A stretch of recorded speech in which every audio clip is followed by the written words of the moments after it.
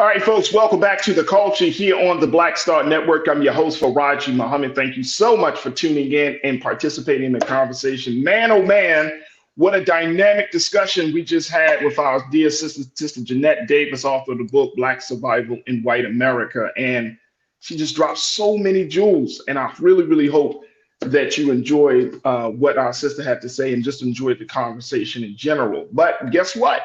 We're continuing in that same spirit today because we're talking to two other fantastic folks, two Black entrepreneurs, about the work that they're doing to break the barrier to not just talking about surviving, but actually doing things that Sister Jeanette talked about, which is using our knowledge to empower ourselves. And this is part of the overall mission that our two next special guests is on. This is the track that they're on. I'm going to be talking to Sister Paula Dolores and Chris Gibbs, who are founders and owners of the Black-owned, family-operated skincare company based out of Chicago, Illinois, Melanated Bar, and they have officially reached $1 million in sales. There we go. Can we get a little something for them? Because Lisa, we can do something for them, because that's big in the Blacks. There we go. There we go. And dance. Paula and Chris, thank you so much for joining me this afternoon. There we go. You got to throw in the Beyonce horns, or I don't know, however you want to call it. That's all good. But thank you so much for joining us. First and foremost, congratulations on reaching $1 million in sales. You're a Black-owned, family-operated skincare company. And you're in Chicago. You're not out in some other place. You're in Chicago. Yes. Come on, you got to first. Y'all got to talk to me. Talk to me. What's going on here? What's up with Melanated Bar? Well, how can we get in on what's cooking right now? Yes. Well, first of all, thank you for having us. We are literally so grateful for you and your platform and sharing our business. Absolutely. I am Paula Dolores. This is my husband, Chris. Hello. And we are the co-owners of the Melanated Bar. It is a clean skincare line for melanated skin, just to help us feel beautiful in our skin, recreate products that help with hyperpigmentation, dark spots on the skin. We don't use any harsh chemicals or any harsh ingredients in our skincare products either, because that's something that has been marketed towards Black people in their skin for decades and centuries. So we wanted to break that and start our own skincare line and just start valuing who we are and loving our skin. So Chris and Paula, where did this come from? How did y'all get to the point to say we want to create a Black-owned, family-operated skincare? Because that's not just like kitchen talk, dining room talk, conversation. That's not like, hey, honey, this is great spaghetti. And you know what? Thinking of. Yes. So how did this come about? Absolutely. So I started this business out of my own self-care. I was a new mom. I had 2 kids. I was young, and the stigma of being a young single Black mom just was really crushing me during the time. I didn't really find the energy to get up and do anything, but I know I had 2 baby girls that really needed me. My husband, not husband at the time, he was in St. Louis working, still trying to provide for us and everything. So I was in Chicago with them. And I was like, I can't really go to yoga. I didn't have that much money just to get up and go to yoga, and I did not have the energy. And so I was like, well, the only thing that I can do here today is start just taking care of my body and my skin. Postpartum, my skin, very dry, very crusty. All of my Mela babes know we do not like to be crusty, but my skin was very, very, very crusty. So I just started mixing products just for myself and for my babies. And my mom had company, and I left some product in her bathroom, and her company used it. And she was like, you should really start selling this. And me, I'm a hustler. It runs in our blood. My grandma was a hustler. My auntie was a hustler. Say less. So I put the products on Etsy. And after that, it was a wrap. I started pushing it to my family, pushing it to my friends. And the love and the embrace that they gave me was outrageous.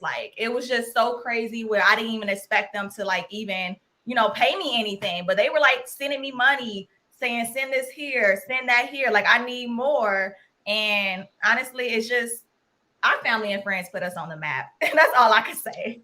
Right. So is this a retail space? Do y'all have like a retail shop in Chicago, and then you also have an online presence? What's the business model for Melanated Bar? So right now we're solely e-commerce. So we're online right now. We're 2 to 3 days processing time. We are in front of our customers though. We are at several vendor events every year. Some of the bigger ones such as Essence, or the Black Women's Expo in Chicago, or Frizz Fest in St. Louis. So we're at the vendor events, and then we're e-commerce. Yep. That is awesome. So there is that process. There is that place of taking an idea and bringing it into fruition. So it's one thing to have your family and friends pump you up about your idea. Right. Be like, oh man, this is great. You got this. Y'all can sell this. You can bottle this. Y'all make $1 million. But then there's another level of discipline. There's another level of work. There's something else that happens to even get you to take you to being considered a business owner, to take what you have crafted and putting it out there on the market. Talk to us about that process. So for me, it was when I had to stop doing what I was doing to help her. And so when I saw that she had enough orders to where she needed my assistance in every aspect, I knew then that she was creating something that was bigger than like a hobby, right? It was bigger than just we're selling on Etsy. Yeah. And I think for me, I went all in. When she needed my time from me working, right? Because she was at home, I was working. So when I had to come home or work from her or complete a workout and then go help her, I knew that what she was creating at the time, right, was going to be something bigger than we could all imagine. And then for you. Yeah. So honestly. So hey Paula, when did you tell your husband to quit his job? So honestly, this was right around before we moved. So we moved a lot throughout this time. COVID affected it. Yep. My husband had just got laid off his job, and we went down to Florida with my parents. So since it was COVID, my grandfather at the time was living with them, and we couldn't go out the house. You know, he was looking for a job, and I was like, babe, you know what? Just stop looking. Don't worry about it. Like, we got this traction. Let's go hard. Let's see what we can do while the world is shut down. And then that's when all the traction started coming. I moved my website to Shopify, and, you know, I started marketing, sending emails, running Facebook ads. We started going to pop-up shops and stuff like that. And that's what really turns us from a hobby to a full functional business. $1 million in sales. Now I got to take a quick pause. When we come forward, I want to hear, how did you get from a mom and pop, no disrespect, no shade on you, because this is, I'm going to just say hubby and wife type of operation, to a $1 million in sales. And if you just started during the pandemic, we're talking about within the last year and a half, maybe the last 2 years. And I'm not sure of the return on the investment for e-commerce businesses are, but I'm pretty sure like once you do like a brick and mortar type of store, you know, they say 3 to 5 years before you start to see a profit. But $1 million is not something to blink an eye and just be like, oh, they just did $1 million and said, that's very impressive. So we want to hear a little bit more about this, folks. We're talking to Paula Dolores and Chris Gibbs about Melanated Bar. This is a husband-wife team that has put out this fantastic skincare line for Black folks. It's Black owned, it's family operated, and it's a skincare line just for us. We're going to have more conversation about it. And of course, I would love to get your take on it. So stay with us. It's the culture here on the Black Star Network. Chicago, Illinois. That's the website for them. They have officially reached $1 million in sales, and they are making a dent in the beauty industry, which is a very hard thing to do, folks, because if you look at some of the top things that Black people and more importantly, Black women invest in, beauty care, beauty products, skincare, these are that falls within the top 3 things that Black women put their money behind. So I'm so happy to be checking in with these dynamic folks to talk to us about their company, Melanated Bar. and the work that they put in. I want to throw something out there, Paula and Chris, because I think to give people some context about the things you've had to overcome to even get to this point. There was a study done, and according to the United States Census, the U.S. Census, it shows that 58% of Black businesses owners describe the health of their businesses at a quote unquote at risk or distress. And even before the pandemic, 8 out of 10 of every 10 Black businesses failed within the first 18 months. Crazy. Yeah. So y'all are already at a point where you are kind of like breaking through the prophecy. You're not allowing that to be in a.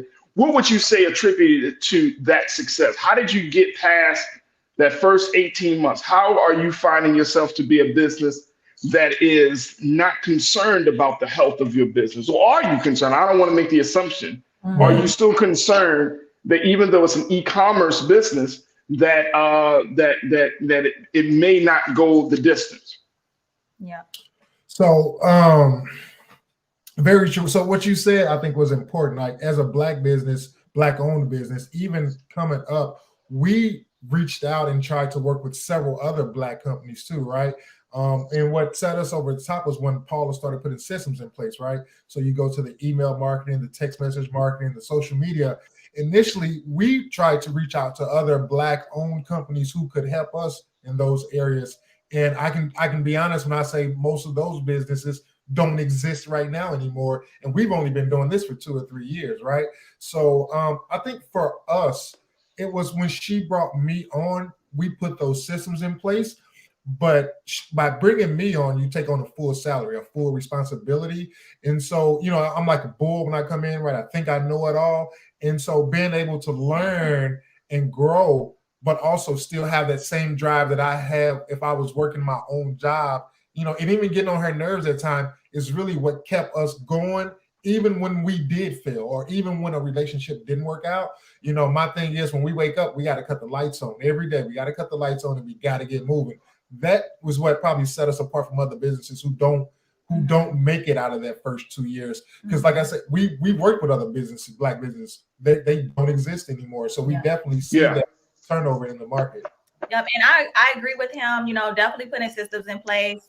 But, you know, to get past the 18 months, honestly, it was, you know, showing up every day. The quality of our products are there, you know, showing them before and after pictures on social media, going live, you know, teaching our customers like how to use the products, but also why you should use the products. Because to be honest, I go to vendor shows. My husband could attest to this. We go to vendor shows every day and we meet women and men that say, I don't use anything on my skin. And although some of them don't have, you know, hyperpigmentation and dark spots, I still have to tell them, like, just because your skin does look good doesn't mean it's healthy. So we have conversations and just educating people about like how to take care of their body. That makes them say, hey, you know what? They know what they're talking about. They know what they're doing and they care about me. And that really helped propel us forward as well, because we weren't just selling.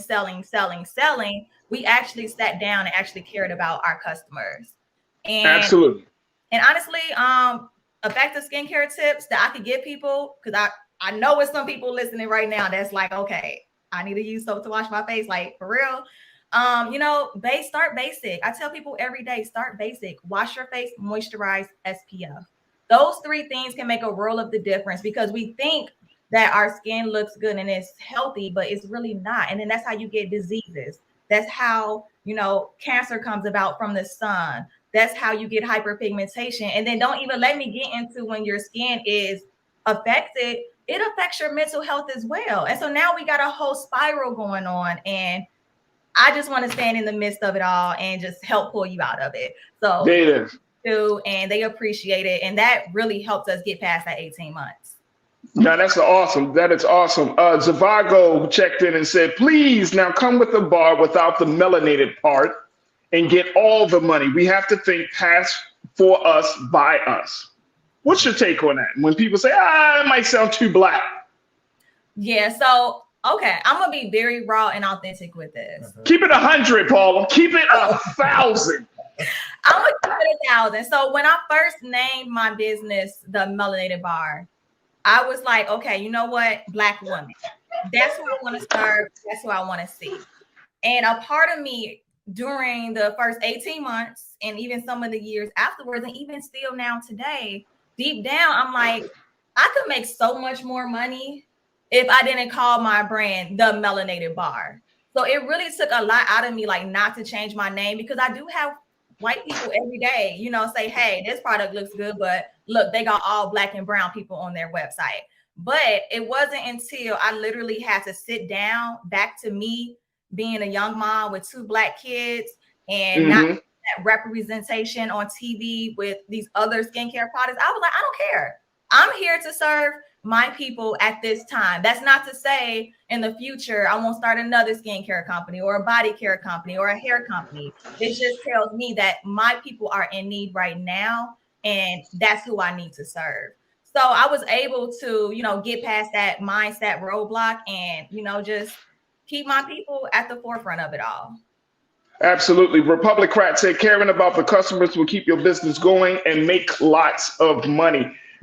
Here's and I think that's true, but I think it opens the door, and I know we got a few moments left, but I wonder, do you feel the weight of the industry, well, really the weight of the expectations of the culture, that as a Black owned business, a married couple, that you got to take on this movement to redefine business relations, to redefine how you do business in a very competitive market? Do y'all feel that weight, or do y'all just like, man, whatever, we do our business the way we need to do it? Or do you want to be like a symbol? You know what I'm saying? A symbol of where we can go with the culture and with our brilliance. I think it's a bit of both. We definitely want to set the example for other Black entrepreneurs and other skincare companies, you know, to stay true to your values, stay true to why you started your company. But we also do get that pressure, like, whew, this is a lot to take on. Like, you know, having to go up against, you know, other big established brands, you know, and try to get their customers from them and bring them in on our own. We do feel the pressure, but I think that's something that we both agree that we're ready for. We look forward to it. We're a company that actually does care about our customers. That's why I call them the Mela Babes, because they're my babes. Like even the men, we call them Mela Bros because they're my brothers. So the Mela, wait a minute, hold on, Paula. We can't just drop no jewel like that on the culture and talk about they. What do you call us? So I call the girls the women Mela Babes, and the brothers Mela Bros. Mela Bros. Yes.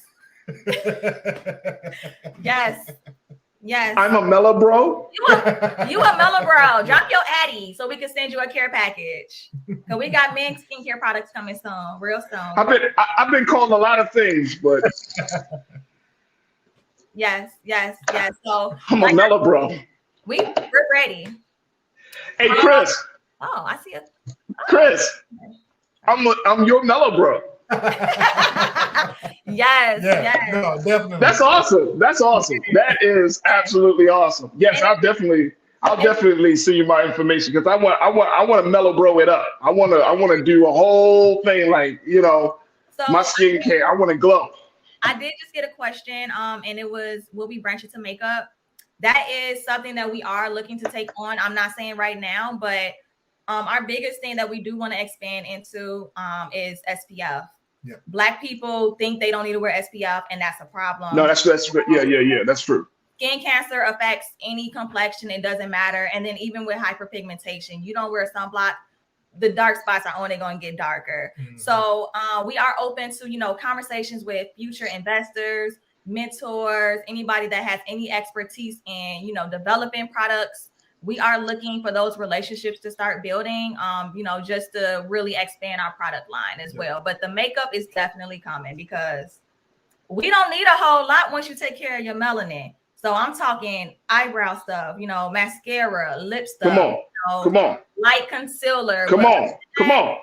You know, come on. I'm on TV. I need something. Yes, I got you. Coming. I need something. Yeah. All right, so very quickly, because I know we got to wrap up. All right, so what is the key to having, you know, Paula, you got your husband, and your husband, he's already say he's like a bull in some way, right? He comes through and he got his ideas, he got his thoughts and stuff, but he also showed a great sense of self-awareness where he understands, like, you know, this is the role that I need to play. This is the role that my wife needs to play. So what's the key to success of working with your spouse, your significant other, especially when you're always, you know, trying to cultivate another baby and you got children? Talk to us about that. How do you balance it all? She looking at Chris. She like, balance. See, Chris don't be balancing nothing. You go ahead, babe. So I think I've learned as a male to communicate more and communicate up front, right? And so a lot of times I can't take y'all. Wait a minute, hold on, man. This is too much black love, man. I can't take this, man. I can't take this. I can't take this level like, yo, I need to, you know, I need to know that there's love and that. Come on, bro. Come on, Chris. I need you to be a little bit more ignorant for the culture, brother. He said, keep it real. No, I do. So, like when I say I turn the lights on, yes, I drag her out of bed. I drag the kids. I drop them off at school. I throw her in the warehouse and we get going. Like I turn on the lights every day. But I tell them the day before, this is what we're doing tomorrow. So I'm open about the communication because we have a lot of moving parts with everything that we have going on. So I have to be open because the minute I'm not talking, then I'm just dragging them out of bed. You know, they're women. They're going to ask why. And a lot of times I don't have time for why. We just got to get moving. You know what I mean? And so like, let's just go. And so that's for me. It's like the communication and then, you know, getting up and getting moving. And then also to add, understanding each other. You know, I have days where, like he said, I can't get up. Like I'm just exhausted. And he's like, you know, babe, come on. You know, we got bills to pay. In a nice way. In a nice way. And then even when times, you know, Raj, and even some days, you know, like it's hard. Like we live together, we work together, we're married. Like some days I'm so upset with him, y'all. Like upset with him, but I need. Is he still? Wait a minute. When you upset though, Paula, is he still a mellow bro, or you got some other names for him? Oh, I can't say the words. This is a family program. This is a family show. But I'm like, I'm so upset at him. But it's a big 35-pound gallon of oil, and you know, I'm like, you know what, babe, go get this oil. You know, and he'll go get it. Like, you know, the fights don't stop the business. You know, we still try to work together. It's not easy, but we make it do. You know, and we just live a philosophy of get in where you fit in. Yep. If I'm missing in the gap, he gonna come fill it in. Yep. If I need help with bubble wrapping, that's beautiful. Our kids come and helping it, and I got footage of them wrapping it, and they've been fired multiple times. You fire everybody. But it's a family affair. The biggest. That's awesome. Keep love and respect at the forefront of it all, and God number one at the forefront of it all, and that's what keep us going. That is awesome. You know what? I cannot thank y'all enough, man. Y'all are absolutely phenomenal. And I really hope and pray the best for you. I will certainly send you the address because I want to be a mellow bro so bad right now. So it's like, you know, but more importantly, I think that this is just the beginning of something very, very beautiful. You guys, the energy, the love, and more importantly, what you're bringing to the culture is so important and so necessary. So again, folks, this is Paula. This is her husband, Chris.